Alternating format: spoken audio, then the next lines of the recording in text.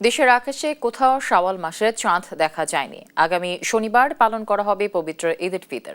সন্ধ্যায় ইসলামিক ফাউন্ডেশনে চাঁদ দেখা কমিটির বৈঠকের শেষে ধর্মমন্ত্রী কাজী শাহ মোফাজ্জল হোসাইন কায়কোবাদ একথা জানান। বলেন, দেশের আকাশে কোথাও চাঁদ দেখা না যাওয়ায় আগামী শনিবার পালিত হবে ঈদ উল ফিতর। ইসলামিক ফাউন্ডেশন বৃহস্পতিবার সন্ধ্যায় বৈঠকে অংশ নেন দেশবরেণ্য আলেম ওলামারা।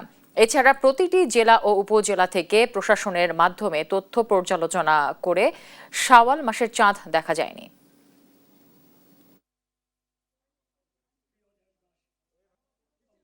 বাংলাদেশ আবহাওয়া অধিদপ্তর ও মহাকাশ গবেষণা দূর অনুধাবন প্রতিষ্ঠান হতে প্রাপ্ত তথ্য নিয়ে পর্যালোচনা করে দেখা গেছে যে বাংলাদেশের আকাশে পবিত্র শাওয়াল মাসের চাঁদ দেখা যায়নি।